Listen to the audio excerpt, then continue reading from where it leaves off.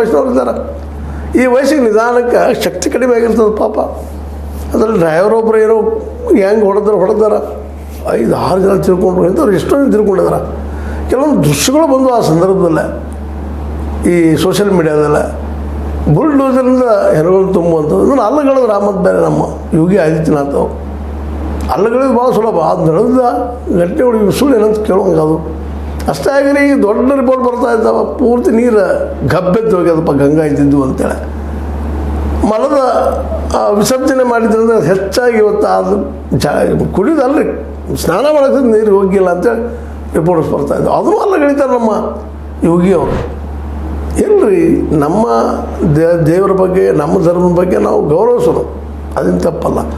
ಆದರೆ ಹವ್ಯಾ ಕ್ರಿಯೇಟ್ ಮಾಡಿ ಅಲ್ಲಿ ಮಾಡಿದ್ರಷ್ಟೇ ಪುಣ್ಯಪ್ಪ. ಗಂಗಾ ನದಿಯಲ್ಲೇ ತ್ರಿವೇಣಿ ಸಂಗಮ ಜಳಕ ಮಾಡಿದ್ರಷ್ಟೇ ಪುಣ್ಯ ಇಲ್ಲ, ಇಲ್ಲ ಅನ್ನುವಂಗೆ ಭಾವನೆಗಳ ಕೆದಿಗೆ ಭಾವನೆಗಳೊಂದು ಆಟ ಆಡಿ ದುಡ್ಡು ಗಳಿಸುವಂಥ ಈ ಏನು ಪ್ರವೃತ್ತಿ ಅದಲ್ಲ, ಇದು ಎಷ್ಟರ ಮಟ್ಟಿಗೆ ಸರಿ ಅಂತ.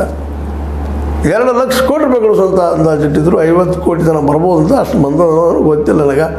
ಹೇಳ್ತಾ ಇದ್ದಾರೆ 50 ಕೋಟಿಗೂ ಮಿಕ್ಕಿ ಬಂದಿದ್ದಾರೆ ಅಂತೇಳಿ. ಮಾತ್ರ ಕಾಲ್ತುಳಿದು ಸಿಕ್ಕವ್ರು ಮಾತ್ರ ಎಲ್ಲ ಕೌಂಟ್ಲೆಸ್ ಅಂತ ಹೇಳ್ಬೋದು. ಇಷ್ಟ ಅಂತ ಖಚಿತವಾಗಿ ಹೇಳಕ್ಕೆ ಸಾಧ್ಯ. ಅವ್ರು ಹೇಳ್ಬೋದು 30 ಅದಾವ್ರಿ 40 ಅಂತ ನಮ್ಮ ಯೋಗಿಯವರು ಹೇಳ್ಬೋದು, ಮೋದಿಯವರು ಹೇಳ್ಬೋದು. ಅದು ಹೆಚ್ಚಿಗೆ ತಿಳ್ಕೊಂಡಿದ್ದಾರೆ. ಈಗ ನೋಡಿ ಆಡಾಡ್ತಾ ಬರುವುದು ಪಾಪ ಎಲ್ಲರೂ ಡಿಕ್ಕಿ ಹೊಡೆದು ಕುಲ್ಲಾಗ್ಯಾರ. ಅದಕ್ಕೆ ಈ ಸಂದರ್ಭದಲ್ಲಿ ನಾವೆಲ್ಲ ಭಾಳ ಎಚ್ಚರಬೇಕಾಗಿತ್ತು. ಅದಕ್ಕಾಗಿ ಇದನ್ನು ಬಗ್ಗೆ ದುಡ್ಡುಗಳು ಸುಗಿದ ಆಗಬಾರ್ದು. ದುಡ್ಡುಗಳು ಉದ್ಯೋಗ ಸೃಷ್ಟಿ ಮಾಡೋಣ. ಗಂಗಾ ನದಿ ಫಲವತ್ತದ, ಅದರ ದಂಡೆಗಳು, ಯಮುನಾ ಫಲವತ್ತ ಆಗ್ಯದ, ಸರಸ್ವತಿ ಅದ, ದೊಡ್ಡ ನದಿಗಳಿದ್ದಾವೆ. ಅಲ್ಲೆಲ್ಲ ಚೆಕ್ ಡ್ಯಾಮ್ ಮಾಡಿರಿ, ಎಲ್ಲರಿಗೂ ಅಗ್ರಿಕಲ್ಚರ್ದಾಗ ಉದ್ಯೋಗಗಳದಾವೆ, ಸೃಷ್ಟಿ ಆಗ್ತಾವೆ. ಅವಕ್ಕೆ ಬೆಂಬಲ ಬೆಲೆ ಕೊಡಿಸ್ರಿ, ಕಾನೂನು ಮಾಡಿರಿ, ಉದ್ಯೋಗ ಸೃಷ್ಟಿ ಮಾಡಿರಿ. ಅವ್ರಿಗೆ ಮಾರ್ಕೆಟ್ ಕೊಟ್ಟರೆ ಪಾಪ ಅವ್ರು ರೈತ 4 ಮಂದಿನ ಬದುಕ್ಸತ್ತ ನಮ್ಮ ಜೊತೆಗೆ. ಸರಳದಲ್ರಿ, ಅದಕ್ಕೆ ಸಂಬಂಧಿಸಿ ಉದ್ಯೋಗ ಸೃಷ್ಟಿ ಮಾಡಿಸ್ರಿ. ಸುಳ್ಳ ಟ್ಯಾಕ್ಟ್ರು ಅದು ನಮ್ಮ ಟ್ಯಾಕ್ಟ್ರ್ ಉಪಯೋಗ ಇಲ್ಲ. ಜನಸಂಖ್ಯೆ ಹೆಚ್ಚಾದ್ರೆ ನಮ್ಮಲ್ಲಿ ಭಾಳಷ್ಟು ಮನೆಯಾಗ ಅಲ್ಲಿ ದುಡ್ಡು ಕಡಿಮೆ ಮಾಡಿದ್ರಿ. ಪಾಪ ಅವಕ್ಕೆ ಏನೋ ದುಡ್ಕೊಂತಿದ್ದು ಪಾಪ